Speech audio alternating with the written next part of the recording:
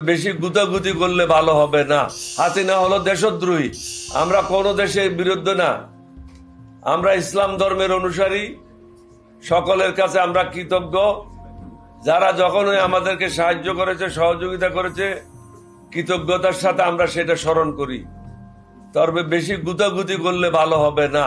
ভারতের বিভিন্ন জায়গা থেকে ইউটিউবাররা, আলোচকেরা যেভাবে বাংলাদেশ সম্বন্ধে মন্তব্য করছে, এটা খুবই আপত্তিকর। ভারত সরকারের উচিত হবে অনতিবিলম্বে তাদের মুখ বন্ধ করা। কারণ এই ধরনের ঘটনা নতুন নয়, বহু দেশে বহু সময় হয়েছে।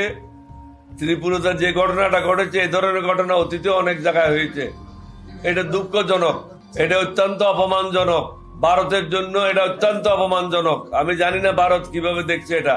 ভারত নিজকে বলে আমরা পৃথিবীর বৃহত্তম গণতন্ত্র দেশ।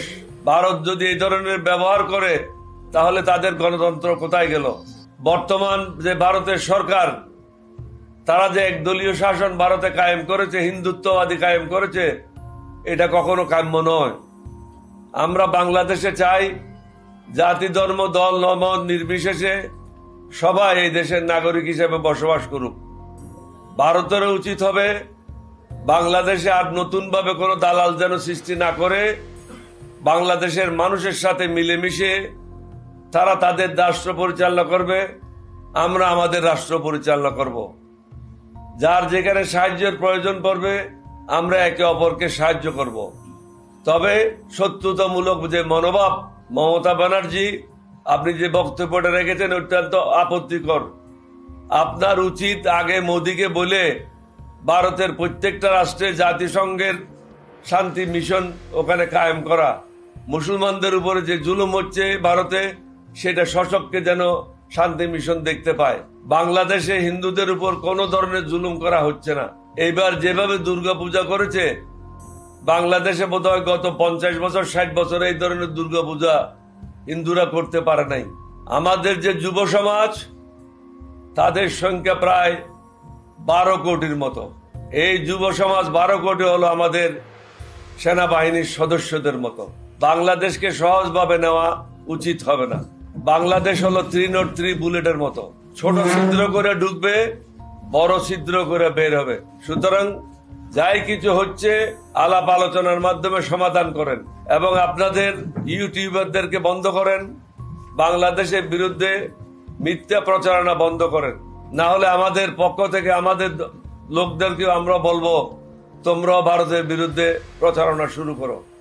তাহলে কি হবে? দুই দেশের মধ্যে উত্তেজনা হবে। দুই দেশের মধ্যে উত্তেজনা হলে আপনারা মনে করছেন বাংলাদেশ ছোট দেশ, কিন্তু বাংলাদেশের অনেক বন্ধু দেশ আছে যারা নিউক্লিয়ার পাওয়ার আছে।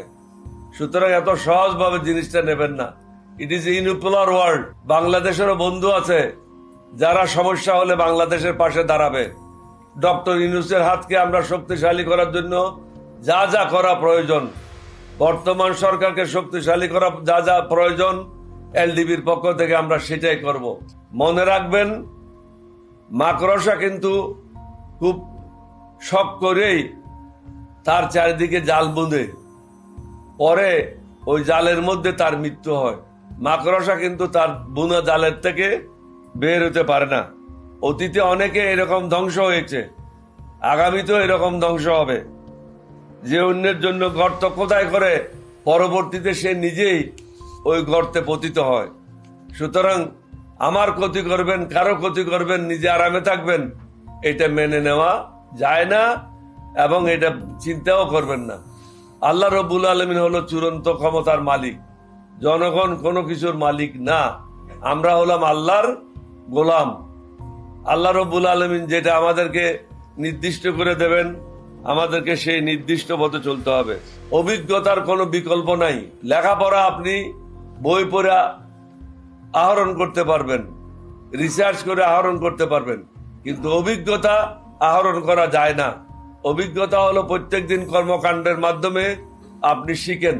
আমরা যেভাবে রাষ্ট্র পরিচালনা শিখেছি 1975 থেকে নিয়ে 1981 পর্যন্ত, এরপরেও 3 বার মন্ত্রী ছিলাম, সফলতার সাথে কাজ করেছি। 6 বার এমপি ছিলাম, সফলতার সাথে কাজ করেছি। আমাদের এক ধরনের অভিজ্ঞতা আছে এই রাষ্ট্র কিভাবে পরিচালনা করতে হয়। সুতরাং কে কিভাবে পরিচালনা করতেছে, কোথায় ভুল হচ্ছে, এটা আমাদের পক্ষে নির্ণয় করা কোনো কঠিন কাজ না। বর্তমান সরকারের জন্য আগামী দিনগুলি অনেক বেশি কঠিন হবে। আমি ইউনূস সাহেবকে যতবার 2বার গিয়েছি ওনার কাছে, ওনাকে বলেছি আপনি নিরাপদে নাই, আপনার বিরুদ্ধে প্রতিদিন ষড়যন্ত্র হচ্ছে দেশি এবং বিদেশিরা একত্রে মিলে। সুতরাং কখন কি ঘটে তা বোঝা যায় না। আপনাকে অত্যন্ত সতর্কতার সাথে আগাইতে হবে। নতুন নতুন ষড়যন্ত্র করছে এবং ষড়যন্ত্র হচ্ছে যা মানুষের জন্য খুবই বিব্রতকর। প্রত্যেক দিন কোনো না কোনো জায়গায় ছাত্রলীগ, যুবলীগ, হিন্দু সম্প্রদায়ের কিছু ছেলে মেয়েদেরকে সাথে নিয়ে তারা বিভিন্ন রকম অশান্তি সৃষ্টি করার পায়তারা করছে। হাসিনা দিল্লিতে বসে তাদেরকে দিক নির্দেশনা দিচ্ছে। ভারত সরকারের উচিত যে সমস্ত দালাল, যে সমস্ত টাকা লুণ্ঠনকারী, যে সমস্ত টাকা পাচারকারী, বাংলাদেশের অর্থনীতি ধ্বংসকারী, বাংলাদেশের শান্তি শৃঙ্খলা ধ্বংসকারী ভারতে আশ্রয় নিয়েছে, বন্দি চুক্তির বিনিময়ে তাদেরকে বাংলাদেশের কাছে অনতিবিলম্বে হস্তান্তর করা উচিত। তাহলে আমরা মনে করব ভারত আমাদের বন্ধু। না হলে আমরা কখনো মনে করতে পারবো না তারা আমাদের বন্ধু, কারণ তারা জনগণের শত্রুদেরকে জায়গা দিয়েছে। হাসিনা হলো দেশদ্রোহী, হাসিনা হলো ফেরাউন, হাসিনা হলো নমরুদ, স্বৈরাচার। তাকে কোনো অবস্থাতেই আপনারা নতুন বধূরূপে ওখানে গ্রহণ করতে পারেন না। তার বিরুদ্ধে আপনারা ব্যবস্থা নেন, বাংলাদেশের কাছে হস্তান্তর করার একটা সুযোগ সৃষ্টি করেন। আপনারা ইতিমধ্যে দেখেছেন পশ্চিমবঙ্গের বাজার বন্ধ, হোটেল বন্ধ, ব্যবসা বন্ধ, হসপিটাল বন্ধ। সুতরাং আপনাদের অর্থনীতি অনেকাংশে বাংলাদেশের উপর নির্ভরশীল। ত্রিপুরার জনগণ যে লাভালাভি করছে, যদি চট্টগ্রাম বন্দর তাদের জন্য বন্ধ করে দেওয়া হয় তাহলে 5 টাকার জিনিস 50 টাকা দিয়ে কিনতে হবে। সুতরাং এত লাভালাভি করো না। বাংলাদেশ দুর্বল রাষ্ট্র না, আমাদের সৈন্য সংখ্যা হচ্ছে 10 কোটির উপরে। সুতরাং এত সহজভাবে ভেবে নেওয়া উচিত না। বর্তমান সরকারকে অনভিজ্ঞতা এবং ষড়যন্ত্রের মাসুল দিতে হবে, এটাই সত্য। এখানে অনভিজ্ঞ লোক অনেককে আপনারা সম্পৃক্ত করেছেন, বিতর্কিত অনেক লোকদেরকে আপনারা সম্পৃক্ত করেছেন। হাসিনার তাবেদার বাহিনীরা এখনো সরকারি চাকরিতে বহাল আছে বিভিন্ন জায়গায়, আমি একটা জায়গায় বলবো না, বিভিন্ন জায়গায়। সুতরাং তারা হাসিনার কাজ করবে, আপনার কাজ করবে না। এখনো কোনো বড় দুর্নীতিবাজ ধরা পড়ে নাই, এটাই দুঃখের বিষয়।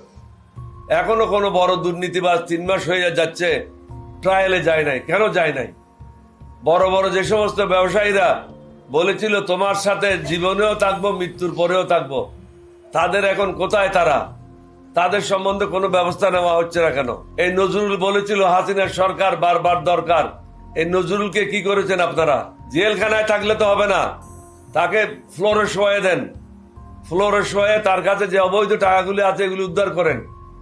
বড় বড় ব্যবসায়ীরা যে সমস্ত অবৈধ টাকা নিয়ে বসে আছে, বড় বড় অফিসাররা যেভাবে টাকা রোজগার করেছে অবৈধভাবে, তাদেরকে আর্মি ব্যারেকে বা পুলিশের ব্যারেকে ফ্লোরে শোয়ে দেন এবং তাদের কাছ থেকে জনগণের টাকাগুলি উদ্ধার করার ব্যবস্থা নেন। তাদেরকে জেলে দিয়ে তো আমার লাভবান হব না। আমরা লাভবান হব যখন জনগণের টাকাগুলি আমরা তাদের কাছ থেকে উদ্ধার করতে পারবো। সরকারকে এটা বুঝতে হবে, অনেকগুলি শূন্য যদি পাশে বসান, পাশে যদি 1 না থাকে, 2 না থাকে, এই শূন্যগুলির কোনো দাম নাই। আপনারা কিন্তু এখন একটার পাশে একটা শূন্য যোগ করতেছেন, দালালদেরকে একত্রিত করতেছেন, দালালদেরকে বিভিন্ন জায়গায় পদায়ন করছেন। তাদের কাছ থেকে নতুন জেনারেশনের জন্য মঙ্গল কিছু কামনা করবেন না। এলডিপি আপনাদের সাথে আছে, এলডিপি আপনাদের সাথে থাকবে, শক্তভাবে থাকবে, কাপুরুষের মতো থাকবে না। যদি মাঠে ময়দানে আপনাদেরকে সাহায্য করার জন্য সংগ্রাম করতে হয়, আমরা থাকবো।